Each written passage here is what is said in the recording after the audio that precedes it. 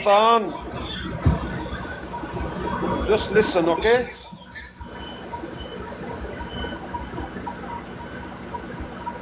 Or I'll put you in your place if you're not careful. Just shut up. अच्छा, वो अलीम साहब पहले तो कुछ देर हंसते रहे जब मैंने ये बोला, तो उसके बाद अलीम साहब ने एक मेहरबानी जरूर की है कि इसके साथ मुझे नहीं लेते, अगर इसको लें तो मुझे नहीं लेते, तो मुझे लें तो इसको नहीं लेते। ये मैं अलीम साहब का जरूर शुक्रिया अदा करता हूँ। वो अक्सर राजा साहब आपको लेते थे इसके साथ ना आखिर में। जी जी, मगर फिर तो उन्होंने ये मेहरबानी की, तो आपने कहा था कि मुझे और इसको सेम विजडम का समझ के आप लेते हैं। बिल्कुल।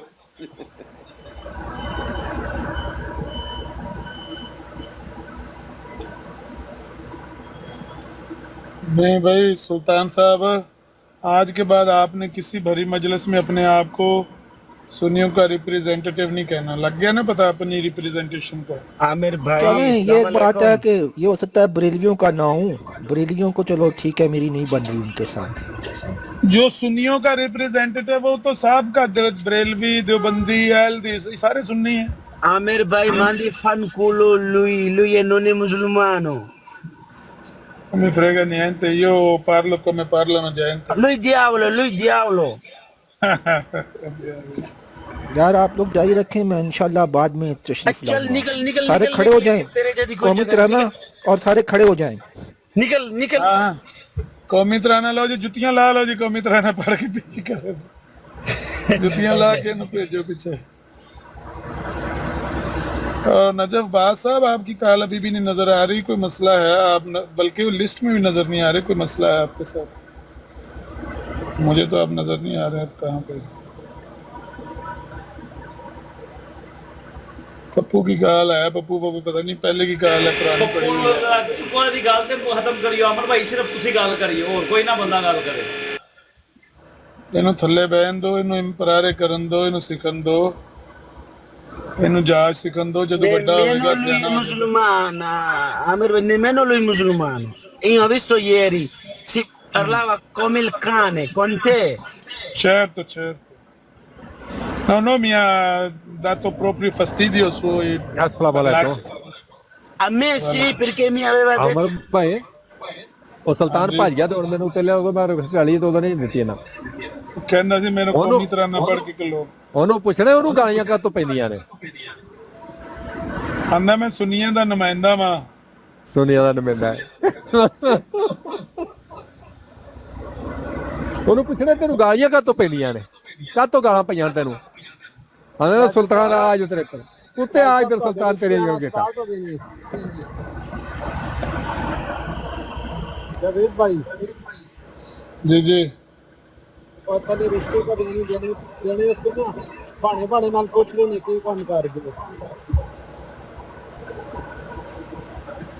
कौन आया ऊपर? और इन्हां दी सोच ही नहीं है, कादियानी जेडे हैं ना ज्यादातर पंजाब के अड्डियां उत्ते इन्हां दी नाइयां शाइयां लेके दुकानां होंदियां सन ते बस वो पट्टू पा के चले गए बाहर। तो इन्हां दी सोच तो ये ना नाई ते मोची है ना, और किस को आगे जा नहीं सकती। ਚਲੋ ਨਾਈ ਮੋਚੀ ਵੀ ਬੰਦੇ ਹੁੰਦੇ ਨੇ, ਅਸਲ ਦੇ ਵਿੱਚ ਬੰਦਾ ਦੋਗਲਾ ਨਹੀਂ ਹੋਣਾ ਚਾਹੀਦਾ। ਜਿਹੜਾ ਬੰਦਾ ਦੁਸ਼ਮਣ ਦੇ ਦਰਵਾਜ਼ੇ ਅੱਗੇ ਖਲੋਤੇ ਆਪਣੇ ਮੁਸਲਮਾਨ ਭਰਾ ਦੀ ਪਿੱਠ 'ਚ ਛੁਰਾ ਮਾਰਦਾ, ਕੰਨ 'ਚ ਛੁਰਾ ਮਾਰਦਾ ਤੇ ਉਹਨਾਂ ਨੂੰ ਕਹਿੰਦਾ ਹੈ ਕਿ ਸਾਡੇ ਮੁਖਾਲਫ ਦਾ ਮੌਕਫ ਦਰੁਸਤ ਹੈ। ਅਗਰ ਤੇ ਜਾਣ ਬੁੱਝ ਕੇ ਕਹਿੰਦਾ ਹੈ ਤੇ ਉਹਦੇ ਤੋਂ ਕਿਨਾਰਾ ਕਰ ਲੈਣਾ ਚਾਹੀਦਾ, ਉਹਨੂੰ ਬਿਲਕੁਲ ਕਿੱਕ ਆਊਟ ਕਰ ਦੇਣਾ ਚਾਹੀਦਾ।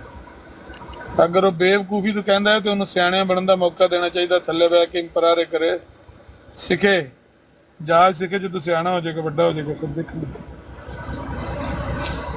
ਕੁਝ ਐਸੇ ਨੇ ਜਿਹੜੇ ਬੇਵਕੂਫ ਨਹੀਂ ਹਨ, ਬਲਕਿ ਜਾਣ ਬੁੱਝ ਕੇ ਮੌਕਫ ਰੱਖਦੇ ਨੇ ਕਿ ਉਹ ਬਾਲਵ ਨਾਲ ਨਹੀਂ ਆਪਣੇ ਭਰਾ ਨਾਲ ਲੜਦੇ ਨੇ। ਉਹਨਾਂ ਨੂੰ ਵੈਸੇ ਕਿੱਕ ਆਊਟ ਕਰਦੇ, ਉਹਨਾਂ ਤੋਂ ਪਿੱਛੇ ਹਟ ਜਾਓ। ਤੇ ਜਿਹੜੇ ਬੇਵਕੂਫੀ ਦੀ ਵਜ੍ਹਾ ਤੋਂ ਜਾ ਕੇ ਉੱਥੇ ਇਹੋ ਜਿਹਾ ਮੌਕਾ ਦਿੰਦੇ ਨੇ, ਉਹਨਾਂ ਨੂੰ ਥੱਲੇ ਬਹਾ ਕੇ ਸਿਖਾਓ, ਤੇ ਵੱਡੇ ਹੋ ਕੇ ਸਿਆਣੇ ਹੋ ਜਾਓ।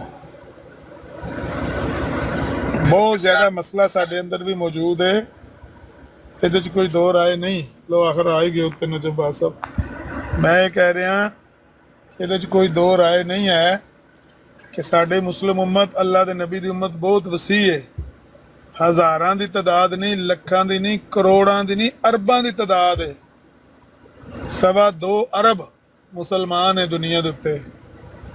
ਉਹਦੇ ਚ ਬੜੀ ਵੱਡੀ ਮੈਜੋਰਟੀ ਜਿਹੜੀ ਹੈ ਨਾ ਲੋਕਾਂ ਦੀ, ਉਹ ਇੱਕ ਬੈਨ ਅਲ-ਕਵਾਮੀ ਫਿਨਾਮੀਨਾ ਨਹੀਂ ਕਿ ਸਿਰਫ ਮੁਸਲਮਾਨਾਂ ਚ ਮੈਜੋਰਟੀ ਜਿਹੜੀ ਹੈ ਉਹ ਕਮ ਇਲਮ ਔਰ ਗੁੰਮਰਾਹੀ ਤੇ ਗੈਰ ਮੁਸਲਮਾਨ ਵਿੱਚ ਵੀ ਇਹੀ ਹਾਲਾਤ ਨੇ।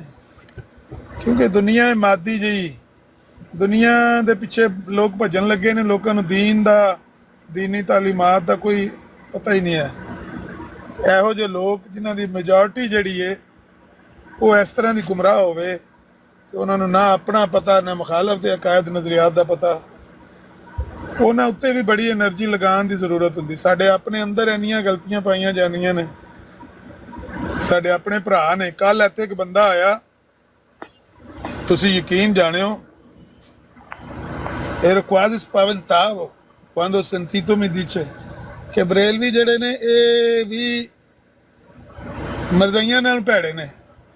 ਇਸ ਤਰ੍ਹਾਂ ਦੀ ਕੋਈ ਗੱਲ ਕਰ ਰਿਹਾ ਸੀ। ਮੈਂ ਸਮਝਿਆ ਹੈ ਹੀ ਬਰੇਲਵੀ ਹੈ, ਮਰਜ਼ਾਈ ਹੈ। ਮੈਂ ਕਿਹਾ ਤੂੰ ਹੈ ਹੀ ਮਰਜ਼ਾਈ ਹੈ ਤੇ ਐਵੇਂ ਡਰਾਮਾ ਕਰਨ ਲੱਗੇ ਆ। ਕਹਿੰਦਾ ਨਹੀਂ ਨਹੀਂ ਮੈਂ ਮਰਜ਼ਾਈ ਨਹੀਂ, ਪਰ ਬਰੇਲਵੀਆਂ ਨਾਲੋਂ ਮਰਜ਼ਾਈ ਚੰਗੇ ਨੇ। ਮੈਂ ਕਿਹਾ ਦੱਸ ਫਰਕ ਕੀ ਹੈ? ਹੁਣ ਉਹਨੂੰ ਇਹ ਵੀ ਨਹੀਂ ਪਤਾ ਮਰਜ਼ਾਈਆਂ ਤੇ ਬਰੇਲਵੀਆਂ 'ਚ ਫਰਕ ਕੀ ਹੈ। ਉਹਨੇ ਸਿਰਫ ਇੰਜੀਨੀਅਰ ਮੁਹੰਮਦ ਅਲੀ ਮਿਰਜ਼ਾ ਦੀਆਂ ਵੀਡੀਓ ਸੁਣੀਆਂ ਨੇ ਤੇ ਕਹਿੰਦਾ ਪਿਆ ਕਿ ਬਰੇਲਵੀਆਂ ਨਾਲੋਂ ਤੇ ਮਰਜ਼ਾਈ ਚੰਗੇ ਨੇ। ਐਸਾ ਉਹ ਬੰਦਾ ਜਾਹਿਲ, ਅੱਲਾ ਮਾਫੀ ਦੇ।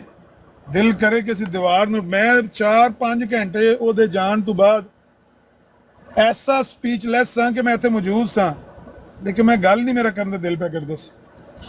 ਉਸ ਬੰਦੇ ਇੰਨਾ ਡਿਸਟਰਬ ਕੀਤਾ ਕਿ 4-5 ਘੰਟੇ ਮੈਂ ਗੱਲ ਹੀ ਨਹੀਂ ਕੀਤੀ। ਬਾਅਦ 'ਚ ਮਾਈਕ ਮਿਊਟ ਕਰਕੇ ਬੈਠਾ ਰਿਹਾ, ਮੈਂ ਦੂਜੇ ਇੱਧਰ ਉੱਧਰ ਆਡੀਓ ਸੁਣਦਾ ਰਿਹਾ। ਐਸੇ ਬੰਦੇ, ਮੈਂ ਫਿਰ ਅੱਕ ਕੇ ਤੁਹਾਨੂੰ ਥੱਲੇ ਹੀ ਲਾ ਛੜਿਆ ਸੀ। ਐਸੇ ਬੰਦੇ ਸਾਡੀ WhatsApp ਤੇ ਮੈਸੇਜ ਕੀਤਾ, ਚੈੱਕ ਕਰ ਲਓ।